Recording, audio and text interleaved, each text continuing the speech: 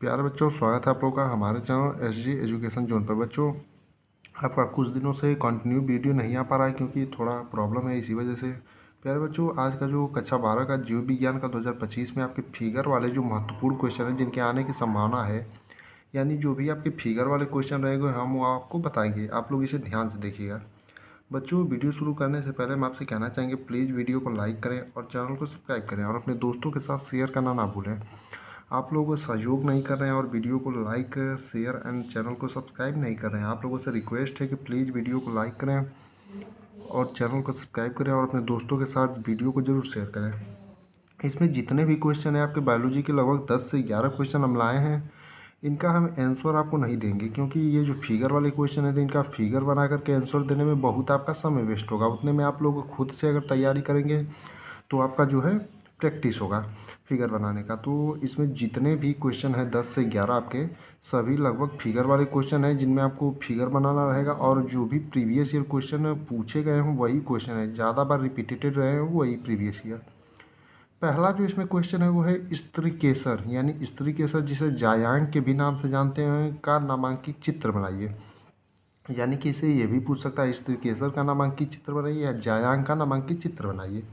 ऐसे करके आपको क्वेश्चन पूछ सकता है। इसका नामांकित चित्र का मतलब आपको चित्र बनाना रहेगा और जो उसका प्रत्येक भाग रहेगा उसमें क्या क्या होता है उसका आपको उसके साथ ही लिखना पड़ेगा उसी फिगर के बगल में।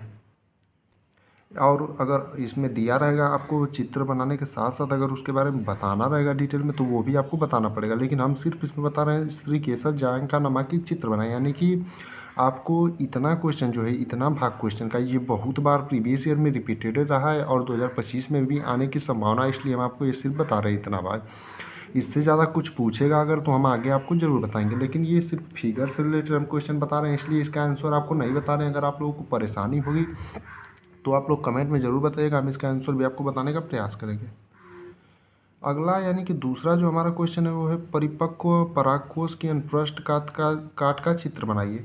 यानी कि दूसरा जो हमारा क्वेश्चन है वो है परिपक्व परागकोश की अनुप्रस्थ काट का चित्र बनाइए। ये भी क्वेश्चन आपका फिगर रिलेटेड ही है। जैसा कि हमने आपको वीडियो शुरू करने से पहले ही बताया था कि जितने भी हम आपके जीव विज्ञान के 12-11 क्वेश्चन बताएंगे सब आपके फिगर रिलेटेड रहेंगे। अब तीसरा क्वेश्चन है एक परागण की सूक्ष्मदर्शी संरचना का सचित्र वर्णन कीजिए। यानी आपका एक परागण की जो सूक्ष्मदर्शी संरचना होती है, यानी सूक्ष्मदर्शी से देखने पर कैसा वो प्रतीत होता है उसका सचित्र वर्णन करना है। यानी कि आपको चित्र के साथ उसका वर्णन भी करना है, इसका सचित्र वर्णन कीजिए। यानी चित्र भी बनाना है आपको, यानी कि उसका फिगर भी बनाना है। उसके बाद फिगर में जो भी आपका पार्ट होंगे उनके नाम लिखना और जो भी पार्ट होंगे उनके बारे में पूरा आपको डिटेल में वर्णन करना है, यानी उनके बारे में बताना है। जैसे कोई किसी चीज़ का भाग होता है उसके बारे में 2-2 3-3 लाइन पॉइंट के रूप में आप लोग लिख देंगे, वही उसका सचित्र वर्णन हो जाएगा। ऐसे करके आपको करना है। अगला यानी कि चौथा क्वेश्चन है हमारा पुष्पीय पादपों में लघु बीजाणु जनन का सचित्र वर्णन कीजिए। यानी जो आपके पुष्पी पादप होते हैं उसमें लघु बीजाणु जनन का आपका सचित्र वर्णन करना होगा। इसमें भी उसी प्रकार है, आपको लघु बीजाणु पुष्पी पादपों में जो आपके लघु बीजाणु जनन होता है उसका सचित्र वर्णन करना है, यानी आपको चित्र भी बनाना रहेगा। उसके बाद उसके बारे में आपको लिख करके बताना भी रहेगा कि ये क्रिया किस प्रकार होती है, यानी कि आपको उसके बारे में पूरा डिटेल में लिखना भी रहेगा। सचित्र वर्णन जहाँ दे दे वहाँ आपको पूरा लिख करके उसके बारे में बताना भी रहेगा। और अगर सिर्फ चित्र के लिए बोलेगा तो नामांकित चित्र बनाइए ऐसे बोलेगा। या इसी क्वेश्चन को ऐसे करके पूछ सकता है, चौथा वाला क्वेश्चन जो आपका है वो ऐसे भी करके पूछ सकता है, चित्र की सहायता से आवृत बीजी पादपों में लघु बीजाणु जनन का वर्णन कीजिए।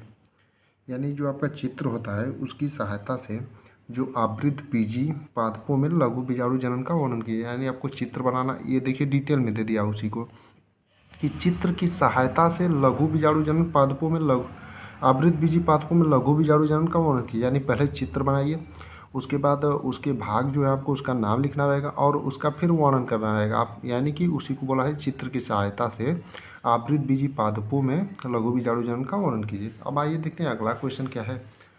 अगला क्वेश्चन जो हमारा है वो है एक प्रारूपी, यानी एक प्रारूपी आपका आवृत बीजी बीजांड का सचित्र वर्णन कीजिए। ये भी क्वेश्चन आपको चित्र बनाने के साथ साथ इसका पूरा डिटेल में वर्णन करना पड़ेगा। यानी कि जो आपका एक प्रारूपी आवृत बीजी बीजांड का सचित्र वर्णन कीजिए, इससे संबंधित जो भी आपका चित्र से संबंधित जो भी भाग हो गए उनका आपको पूरा वर्णन करना है, यानी पूरा डिटेल में बताना पड़ेगा। छठा क्वेश्चन है शुक्राणु जनन क्या है, यानी शुक्राणु जनन क्या है, इसका आपको क्या करना है, इसके बारे में आपको बताना है। पहले आपको लिख करके बताना है ये क्या है। शुक्राणु जनन की विभिन्न अवस्थाओं का वर्णन कीजिए, यानी इसकी विभिन्न अवस्थाएं जो होती हैं, जो भाग भाग में इसमें क्या प्रक्रिया इसकी क्या होती है, उसके बारे में आपको लिख करके पूरा डिटेल में इसको बताना रहेगा। ये जो भी क्वेश्चन हम बता रहे हैं आपको लगभग 4-5 नंबर 6 नंबर इसी प्रकार से पूछे जाएंगे। अगर सचित्र वर्णन करने के लिए आ गया तो लगभग 6 से 7 नंबर ऐसे करके आपको पूछे जाएंगे।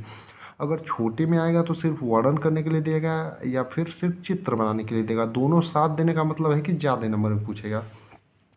यानी कि छठा क्वेश्चन आपका क्या है, शुक्राणु जनन क्या है और शुक्राणु जनन की विभिन्न अवस्थाओं का वर्णन कीजिए, ये है आपका।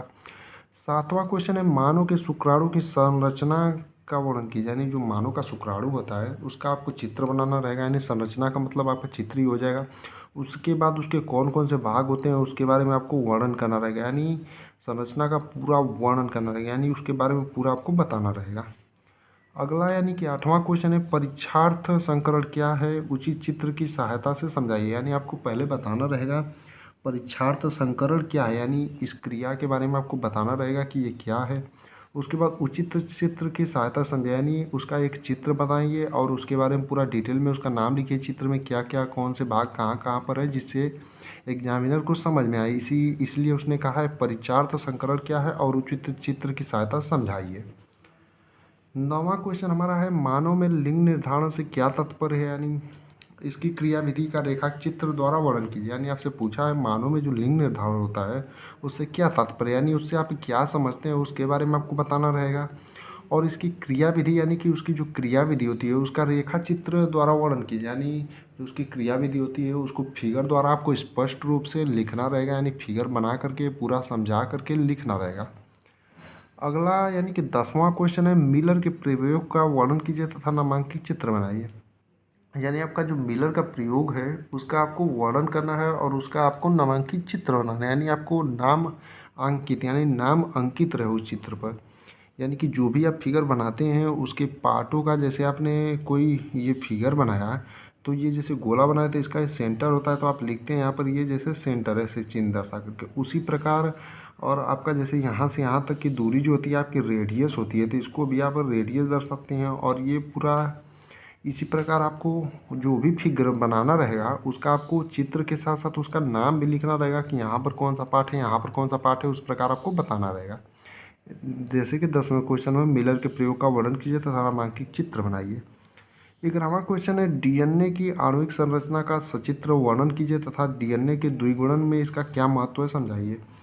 यानी कि 11वां क्वेश्चन जो है आपका उसमें क्या आपको करना रहेगा, डीएनए की जो आणविक संरचना है उसका आपको चित्र बनाना रहेगा, सचित्र वर्णन, यानी जो उसका चित्र बना करके उसका वर्णन करना रहेगा। ये भी क्वेश्चन आपका लॉन्ग आंसर टाइप क्वेश्चन में ही पूछे जाने की संभावना है, यानी कि अगर ऐसे मिक्सअप करके पूछेगा दोनों को तो वो लॉन्ग आंसर टाइप में पूछेगा, उससे कम नंबर में आपका नहीं पूछेगा, 6 नंबर 7 नंबर इसी में पूछेगा आपका। तथा डीएनए के द्विगुणन में इसका क्या महत्व है समझाइए, यानी कि इसका डीएनए के द्विगुणन में क्या महत्व है ये भी आपको समझाना रहेगा आपको पूरा चित्र के साथ। इसमें हमने 11 क्वेश्चन आपको जो कि चित्र से संबंधित यानी फिगर से संबंधित है, जैसा कि हमने आपको बता दिया। अब आप लोग इसे देख लीजिएगा और तैयार कर लीजिएगा क्योंकि आपके यूपी बोर्ड एग्जाम 2025 में जो कि बहुत ही महत्वपूर्ण होने वाला है। प्यारे बच्चों, आप लोग चैनल को सब्सक्राइब करिए और अपने दोस्तों के साथ शेयर करिए ताकि आप लोगों का एक लाइक सब्सक्राइब एंड शेयर हमारे लिए बहुत ही ज़्यादा ऊर्जावान होता है।